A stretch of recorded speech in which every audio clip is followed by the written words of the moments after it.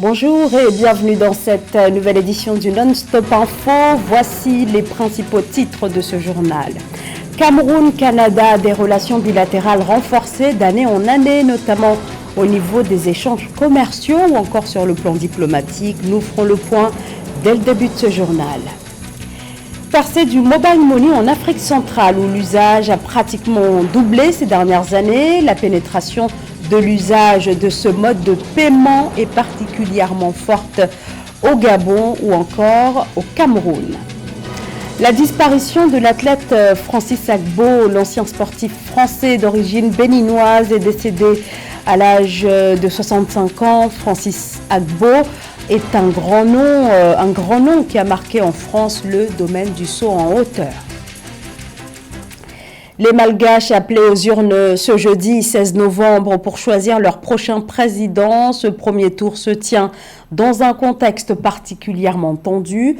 La tenue de ce scrutin présidentiel est contestée par la quasi-totalité de l'opposition.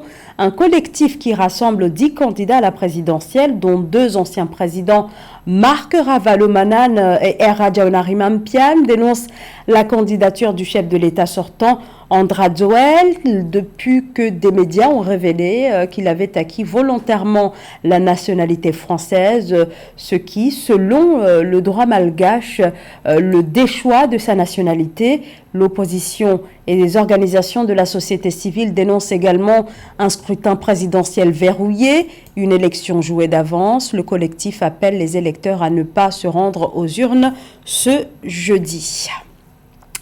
Les relations entre le Cameroun et le Canada, économie, politique, diplomatie, les deux pays plaident en faveur du renforcement des partenariats, une volonté réaffirmée cette semaine lors d'une visite à Yaoundé le 13 novembre d'une délégation de l'association parlementaire Canada-Afrique conduite par la sénatrice Amina Gerba. Le point avec Nathalie Mo. À 61 ans de relations bilatérales en 2023, le Cameroun et le Canada envisagent de renforcer leurs liens diplomatiques. C'est dans ce contexte qu'une délégation de l'association parlementaire Canada-Afrique, conduite par la sénatrice Amina Gerba, a été reçue le 13 novembre 2023 à Yaoundé. L'audience accordée par le ministre délégué auprès du ministre des Relations extérieures chargé de la coopération avec le Commonwealth, Félix Mayou, a été la deuxième du genre.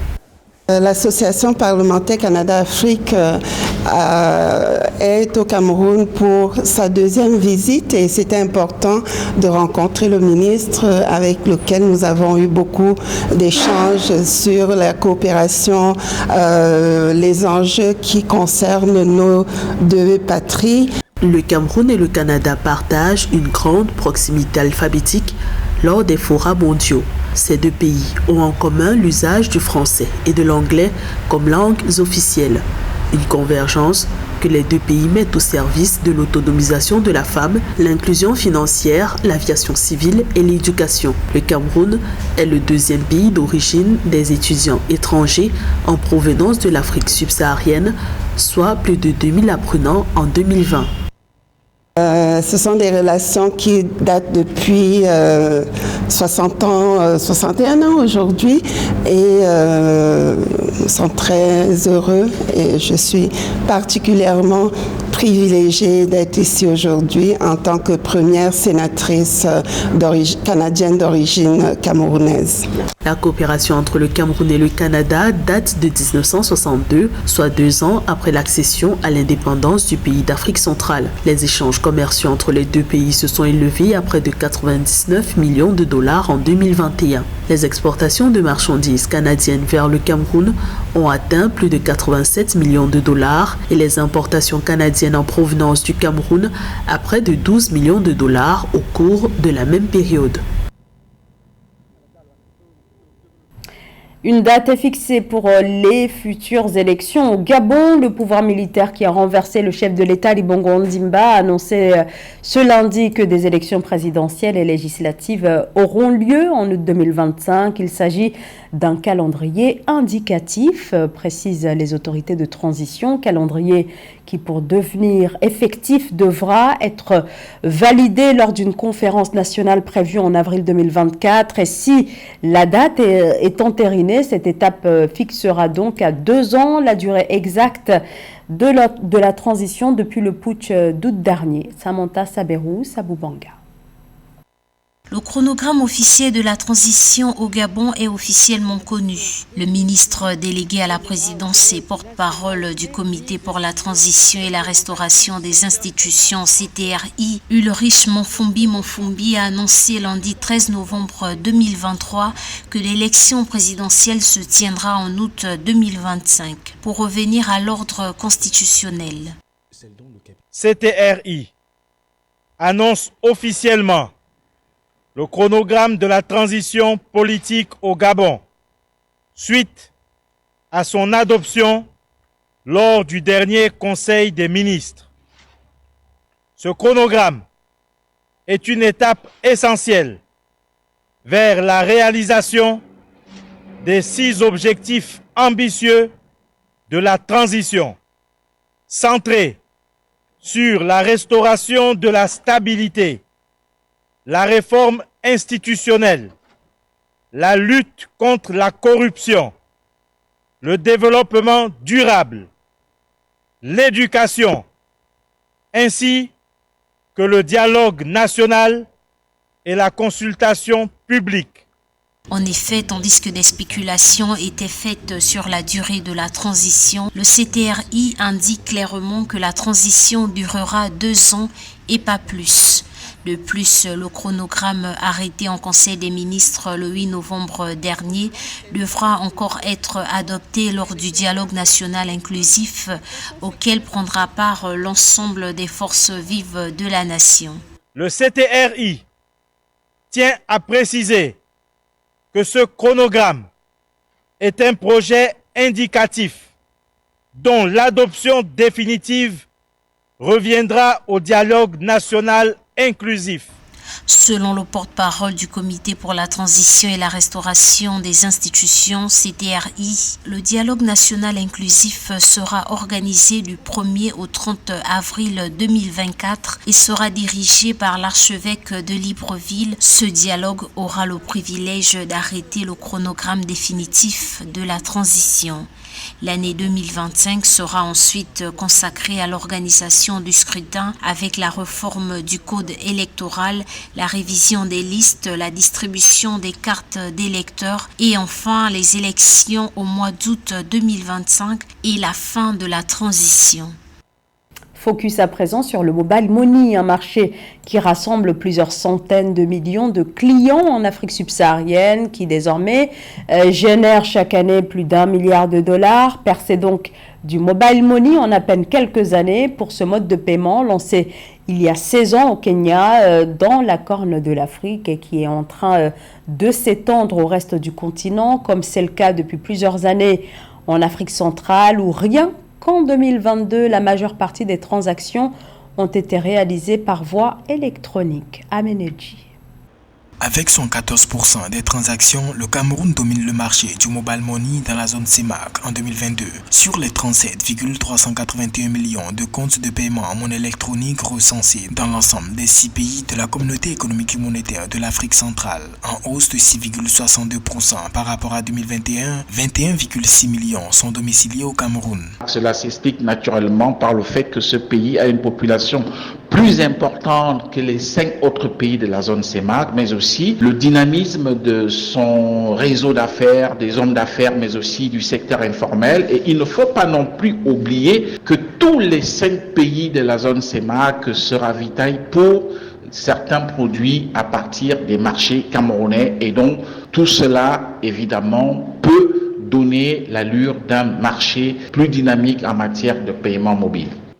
Au cours de l'année 2022, plus de 96% des transactions, soit 2,3 milliards d'opérations effectuées dans la zone CEMAC, l'ont été via le mobile money, contre seulement 2% de transactions, soit 48,3 millions d'opérations par virement bancaire classique et carte. Selon les données publiées par la BEAC, les indicateurs ont connu une évolution positive dans tous les États de la CEMAC sur la même période, sauf au Tchad où l'adoption du mobile money fait toujours face aux habitudes d'usage du crédit téléphonique comme moyen de paiement. Ce qu'il faut reconnaître dans d'entrée de jeu, c'est que le paiement via les terminaux électroniques permet non seulement une certaine traçabilité, mais aussi une certaine sécurité de tous les flux financiers. Et comme on le sait aussi, dans le cadre de la lutte contre les réseaux terroristes et le Cameroun qui connaît des problèmes aussi d'insécurité, aussi bien au nord que dans sa partie ouest, et bien évidemment, ça permet donc à l'État de pouvoir avoir une certaine traçabilité sur toutes les opérations financières. Au 31 décembre 2022, on dénombrait 329 911 distributeurs de mobile money à travers la CEMAC, en progression de plus 34,15% par rapport à fin 2021. L'encours de la monnaie électronique détenue par les utilisateurs, porteurs et distributeurs dans les comptes de porte-monnaie électronique à fin 2022 a progressé de 10% à 340 milliards de francs CFA. Le sommet créatif africain Nexus ouvert par Afreximbank, la Banque africaine d'import-export, a refermé ses portes ce mercredi au Caire. Cet événement s'est déroulé dans le cadre de la foire commerciale intra-africaine. Le secteur de la mode y a été largement représenté. Une dizaine de créateurs ont pu exposer lors de ce sommet qui a mis à l'honneur les industries créatives. Vous voyez ce reportage de Frater Nondaka Isienga. Des créations uniques, porteuses de messages de liberté, de confiance en soi ou encore d'amour et d'élégance féminine ont tout ébloui des amateurs de la mode dans l'assistance. C'était ce 11 novembre 2023 au Caire en Égypte, lors du défilé de mode organisé dans le cadre du deuxième sommet du Creative Africa Nexus Canex, un programme de la Banque africaine d'import-export Afreximbank qui vise à faciliter le développement et la croissance des industries créatives et culturelles en Afrique et dans la diaspora. Africa is blessed with abundant talent and young people. Because of the youth bulge, it's important to see how we can get these talented young people monetize their talents, commercialize it, make money out of it. We're trying to see how we can expose them to international brands, give them market access, and so that they can be discovered and so that their clothing, can grace the boutiques outside of the continent. Le Sud-Africain David Tlale fait partie des 10 créateurs de mode africains des Caraïbes qui ont présenté leur création. Cela fait 20 ans qu'il a lancé sa marque de vêtements et la collection présentée ce soir fut un témoignage d'amour.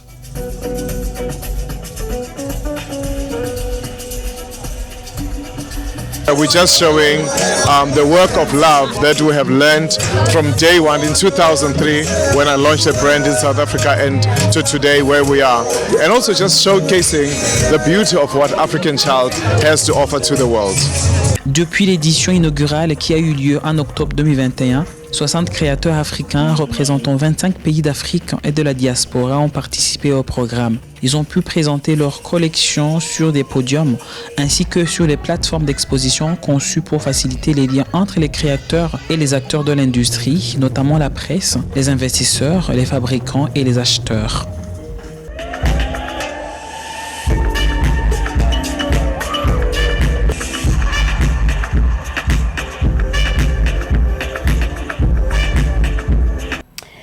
Les hommages se multiplient depuis l'annonce du décès de Francis Agbo, l'ancien sportif français d'origine béninoise.